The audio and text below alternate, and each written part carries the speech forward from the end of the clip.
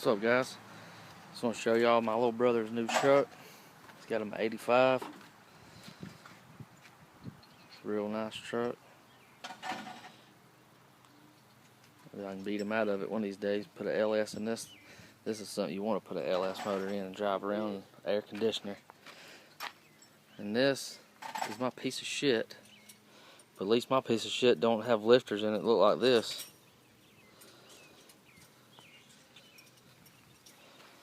I bent some push rods and all. Me and Talon, we just took it for about a 2-hour trip today since I was off work. And it run like a top. Got it back together. And those new heads, man, that thing breezes like you wouldn't believe. I don't think the truck ever got much over 3,500 RPM with those 305 heads. And it was zinging up there about 5. And I wasn't even really trying. But, yeah. We got the 462 double humps on there with the big valves. And she was screaming. Now I just got to figure out why it ain't shifting in the third hard. Maybe that's that cable or something right there. Fix that. I'll put a new coil on it. I still need to get rid of this HEI and get an MSD set up, but I think it'd take a little more timing too. It's alright, but over here, this poor guy, he just bought this truck and couldn't get the roller rockers adjusted on it, so I'll use the little push rod checker that I just bought. I told him it was like a 1/2 inch. Something's wrong with this. And he brought me this lifter. That's the... There you go. Oh, here's another one. I think Justin knows what happened here. So they didn't break the cam in. I guarantee it. I don't know if y'all can see this or not. I can't really see it, but the lifters, they collapsed. They're collapsed. He was thinking the roller rockers were the wrong size or something, but and I put that checker on there and seen it was about a 1/2 inch away. I said, there's no way this motor's been cut and them heads have been cut that much. So we had them pop the lifters out.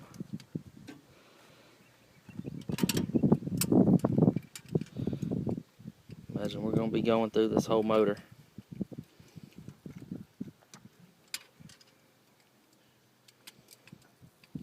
I just wondered if any of y'all seen a lifter that looked like this yet.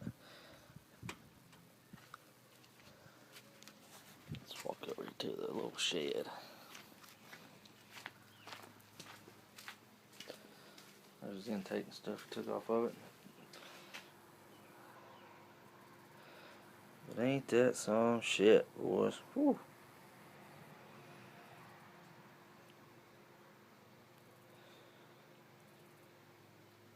That goes on the wall. I might have put a picture up on Facebook, but I didn't show y'all that. Here's the... I don't know if I showed y'all this push rod. This come out of my truck. These are the comp factory replacement hardened push rods. They're like $30 at all your local parts stores. Don't buy these damn things, guys. These ain't worth a shit. That's what happened. I went from those Harlan Sharp rockers because I only had 15 of them, and I'd been running that one on the last motor, last set of heads, those heads, and so I wanted 16 matching ones, so I took the ones that go on these heads that go on my Chevelle.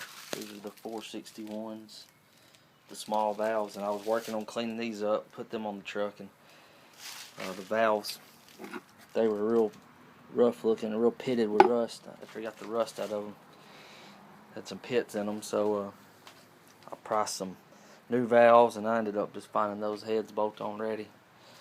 Those 462 was the Manley severe duty valves. They're shaved, angle milled 58 to 58 cc's. There's some tough little heads. I'm going to call that guy and tell him that I definitely feel like I got my money's worth. Screw in studs and guide plates, and I had a couple issues. I over torqued the guide plate, or the screw in stud, I'm sorry. So I ended up with a Healy coil holding one of those on, and so far it's held that rocker quiet and still. So we'll keep an eye on that. And then when I went to adjust the valves, I guess I didn't bring a couple of them, didn't have a couple of them brought up closed right whenever I adjusted them, and when I fired the truck up, it slung a couple push rods out and bent it. So all the stuff that happened was my own fault. Just me rushing, trying to get it done. I haven't been able to drive or enjoy that truck since the March 7th. Hell, whenever we done that ratty muscle car event, I think it was March the 7th. Hell, I don't know what month it is. April.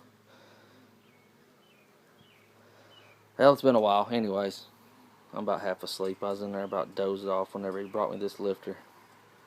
Just figured y'all might like to look at that and tell y'all the truck is back. Better than ever, faster than ever I've ever had it. Went with that 305, blew it up, put the 350 in there, it was a little better, put the 411 gears in there, it was a lot better. Then no sooner we got the gears and the locker in it, started smoking all the time. And it ended up being the heads here. These are the 305 HO heads that Tony gave me when I put that motor in his green car. But you can see this is something I didn't think to check, but you can see this valve moving in that valve guide, and evidently it's not supposed to do that. That's something I didn't check for, but I'll never put another set together without checking all that. I did a leak down test on them. They held all the fluid, but they were seated well. They just those guides were wore slap out, and it started smoking, and all those guys I went down there and raced against, they would have been in real trouble if that thing would have been firing on 8 cylinders. But anyways, we got a few things going on. There's an LS motor under there. We got to find a home for it, and we got to get that Chevelle going before Thanksgiving. So I'll let y'all in on all that. First thing I got to do is clean this place up, move my toolbox up here on the concrete before I work on anything else. What's up, bud? What's up? Do you want to tell everybody how the truck did today? A butt screen. Okay.